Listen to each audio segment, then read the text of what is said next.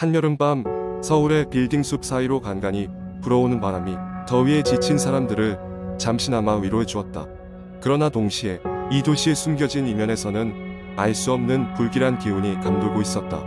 그 불길한 밤, 20대 중반의 취업준비생 지은은 취업 스트레스를 풀 겸 친구들과 함께 도시 외곽에 위치한 낡은 건물의 비밀 클럽에 가기로 했다. 그 건물은 오래된 병원을 개조한 곳으로 사람들 사이에선 죽은 자의 밤이라는 별명을 가지고 있었다. 클럽은 화려한 조명과 귀를 찢는 음악으로 가득했지만 뭔가 기묘한 분위기가 느껴졌다. 친구들 사이에선 이 클럽에 가면 1년 안에 행운이 찾아온다는 소문이 돌았지만 지은은 반신반의하며 그저 친구들과의 시간을 즐기기로 했다. 클럽의 중심부에는 한쪽에 어두운 복도로 이어지는 작은 문이 있었다. 호기심 많은 친구 하나가 그 복도 쪽으로 눈길을 주자 무리에 다른 친구가 말했다. 야, 저기 들어가면 안 된대. 예전에 여기에 있던 병원에서 환자가 이상한 병으로 죽었는데 그 귀신이 돌아다닌다고 하더라. 지은은 그 말에 소름이 돋아 고개를 가로저으며 관심 없다는 듯 무시하려 했다. 하지만 복도 쪽에서 나오는 기묘한 소리에 마음이 끌렸다. 이건 마치 자석에 강하게 끌리는 느낌이었다. 그냥 대충 한번 보고 오자뭐. 지은은 친구들에게 말했다. 누가 시키지도 않았는데 이상하게도 복도 쪽으로 한 걸음씩 다가가는 자신을 발견했다. 친구들도 불안한 기색을 감출 수 없었지만 아무도 앞서 나가는 지은을 멈추지 않았다. 복도는 어둡고 길었다. 희미한 전구 몇 개가 삐걱거리며 천장에서 마구 흔들렸고 바닥에선 낡은 나무 판자가 밟힐 때마다 낡은 목재의 울림이 들려왔다. 벽에는 과거 병원에 남은 것으로 보이는 의사와 간호사의 희미한 그림자가 새겨져 있었다. 마치 그저 그림자 끝의 형태만 남아있으나 전혀 실체가 없는 것처럼 보였다. 복도 끝에는 낡고 거대한 문이 하나 있었다. 아무런 간판이나 표지가 없었고 문은 긴 세월 동안 한 번도 열리지 않았던 것처럼 보였다. 하지만 지은은 그 문 손잡이에 손을 얹자 내면 깊숙한 곳에서 이상한 감정이 솟아올랐다. 무언가가 저 문 너머에 있다는 느낌이었다. 뭔가 그를 불러들이고 있었다. 지은은 깊은 숨을 한번 들이쉬고는 떨리는 손으로 문을 밀었다. 그러자 덜컹거리는 큰 소리와 함께 문이 열렸고 그 너머로 이어지는 공간이 서서히 드러났다. 그곳은 과거 병원의 수술실이었다. 오래된 수술대와 녹슨 의료 도구들이 여기저기 흩어져 있었고 벽에는 음산한 그림자들이 어른거렸다. 하지만 그곳의 공기로부터 느껴지는 것은 단순한 물리적 변화 이상이었다. 공간 자체가 마치 서늘하고 무겁게 느껴졌다. 그런데 수술대 위에는 흰 천으로 덮여있는 무언가가 있었다. 지은은 경악하며 후퇴하려 했지만 그때 갑자기 문이 쾅 닫혔다. 친구들은 겁에 질려 문을 두드리며 소리쳤지만 지은은 그 순간 그 어느 때보다 고독을 강하게 느꼈다. 흰 천 아래 무언가가 움직이기 시작했다. 너무나도 사람처럼 보였으나 동시에 사람일 리가 없다는 직감이 들었다. 사람의 형상이면서도 확실히 이게 무언가였다. 지은은 공포에 질려 그 자리에 얼어붙었다. 그리고 곧 차가운 바람이 방을 가로질렀고 지은 귀에는 한 소녀의 속삭임이 생생히 들렸다. 도와줘, 제발. 그것은 이 세상의 울림이 아니었다. 모든 것이 정지된 듯한 시간 속에서 지은은 그 말을 마음 깊이 새기며 움직일 수 없었다. 어느 순간 불현듯 등 뒤에서 문이 열렸고 친구들이 지은을 구하러 뛰어들어왔다. 그제서야 지은은 현실로 돌아왔지만 그 소녀의 목소리는 오랜 시간 동안 그의 기억 속에서 지워지지 않았다. 이후로 지은은 그날 밤의 기억에 시달리며 머지않아 그 클럽을 포함한 모든 일에서 손을 떼었다. 하지만 죽은 자의 밤 클럽은 여전히 도시에 존재했다. 그리고 그 클럽과 복도 끝에서 들리는 속삭임에 대한 전설은 인터넷을 통해 더 많은 이들에게 전해졌다. 누군가가 또다시 그 복도로 향할 때까지 그 이야기는 끊임없이 퍼져나갔다. 두 번째 이야기, 한국 인터넷에는 수많은 공포 이야기가 공유되고 있습니다. 여러 이야기 중에서 한 가지 인상 깊은 이야기를 전해드리겠습니다. 어느 한적한 시골 마을에서의 일이었습니다.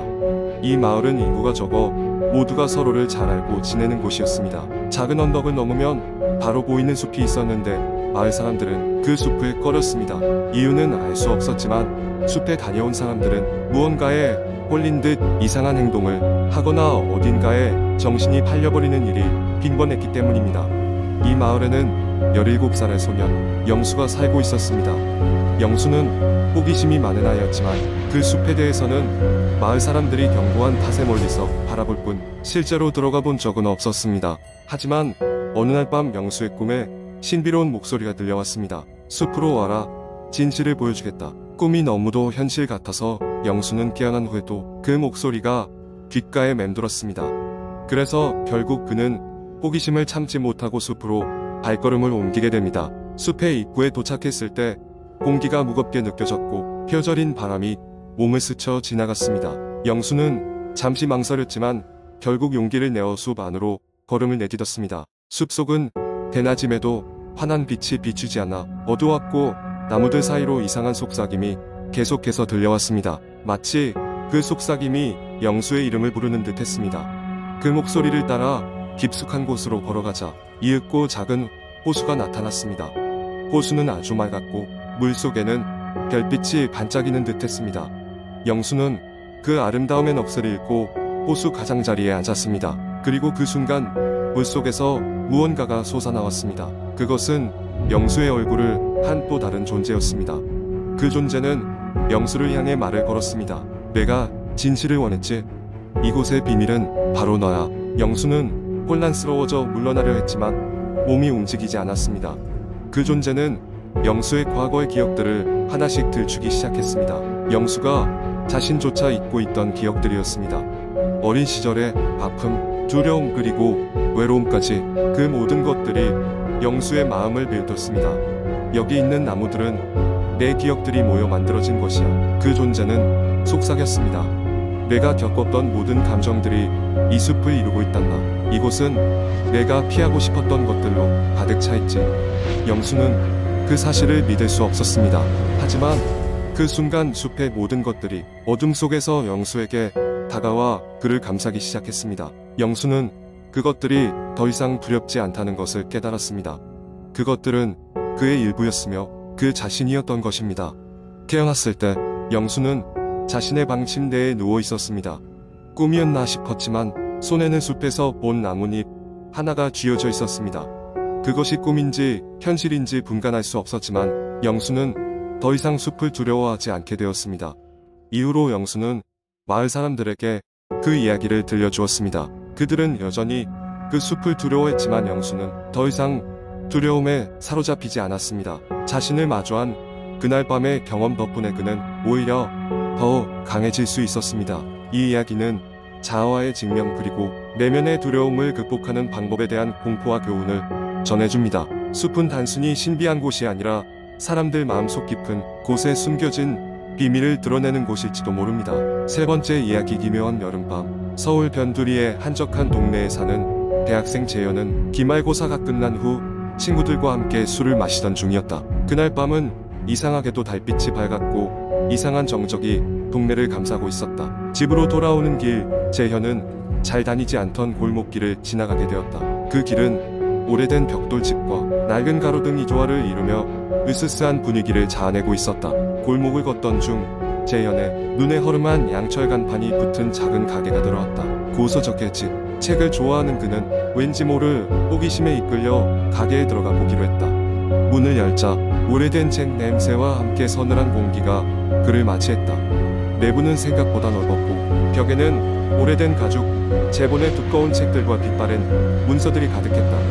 가게의 구석, 낡은 나무 카운터 뒤에는 백발의 할아버지가 고요히 책을 읽고 있었다. 어서 오게나.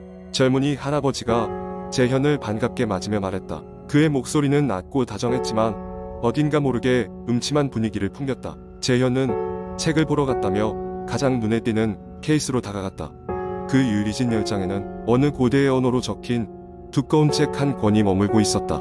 책은 단단히 잠겨 있었고 열쇠 없이는 열 수 없을 듯했다. 그는 그 책에 대해 묻자 할아버지는 이 책은 전설이라네. 악몽의 서라불리며 읽으면 끔찍한 저주가 따라온다고 하지 라고 설명했다. 재현은 책의 제목에 흥미를 느꼈다. 할아버지는 이어서 말하기를 이 책을 열면 가장 두려워하는 악몽이 현실이 된다고 했다. 재현은 담대하게 웃으며 그런 전설쯤은 단순한 이야기일 뿐이라고 생각했다. 할아버지는 그에게 단 한 가지 충고를 했다. 젊은이, 호기심이란 때로는 독이 될 수 있지. 조심하게. 집에 돌아온 재현은 알 수 없는 충동에 이끌려 그날 밤 꿈에 그 책을 다시 찾으러 가게를 찾아갔다. 꿈속에서 그는 할아버지가 주었던 작은 열쇠를 가지고 책을 열었고 재빨리 그 페이지를 넘겼다. 페이지가 넘어갈 때마다 그의 주위는 점점 어두워졌고 불길한 기운이 그를 덮쳤다. 그 순간 꿈에서 깨어난 재현은 식은땀에 젖어 있었다. 그저 꿈이라고 자신을 안심시키고 다시 눈을 감았지만 계속해서 그 장면이 떠올랐다. 꿈속에 그 책.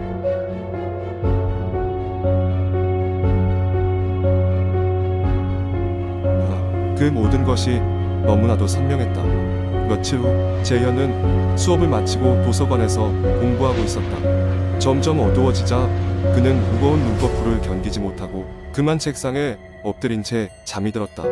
이번에는 더 깊은 꿈속에서 깨어났다. 그는 고서적의 집에 다시 와 있었다. 그가 깨어나기라도 하듯 악몽의 서가 슬며시 열렸다. 이번에는 글자 하나하나가 살아 움직이는 것처럼 느껴졌다. 책의 페이지가 넘어가자 공포스러운 환영들이 그의 주위에 나타났다. 그의 어린 시절 가장 두려워했던 어두운 그림자들이 현실처럼 다가와 그를 옥죄었다. 숨막히는 두려움의 재현은 소리치고 싶었지만 목소리가 나오지 않았다. 그가 할 수 있는 것은 그 자리에서 도망치는 것뿐이었다. 아침이 되자 재현은 도서관 바닥에 누워 있었다. 꿈은 현실이었다. 그는 그 책이 있는 그 황당한 장소를 다시 찾기로 결심했다. 이상하게도 고서적의 집은 아무리 찾아도 그 골목 어디에도 없었다. 친구들에게 인터넷에 물어보아도 그런 가게는 본 적이 없다는 답변뿐이었다. 시간이 흐를수록 재현은 자꾸만 악몽 속의 장면들이 현실로 다가오는 것 같은 끔찍한 기분이 들었다. 그러던 어느 날 그는 인터넷 포럼에서 자신과 비슷한 경험을 한 사람들의 글을 발견했다. 악몽의 서에 대해 이야기하면서 많은 사람들이 그 책을 우연히 보았고 꿈이 현실이 되는 경험을 했다는 것이었다. 마지막으로 발견한 글에서는 가게의 주인 백발의 할아버지가 사실은 오래전 사라진 고서적 딜러라는 소문이 있었다. 그는 과거 중세에 숨겨진 지식과 금서를 수집하다가 어느 날 흔적도 없이 사라졌다고 한다. 재현은 자신의 경험을 적고 경고했다. 그 책은 그저 전설이 아닙니다. 꿈속에서도 절대 열지 마세요. 가장 두려워하던 것이 여러분을 찾아올지도 모릅니다. 그가 작성한 글은 빠르게 퍼져나갔고 많은 사람들은 그의 이야기를 두려움 속에서 읽었다.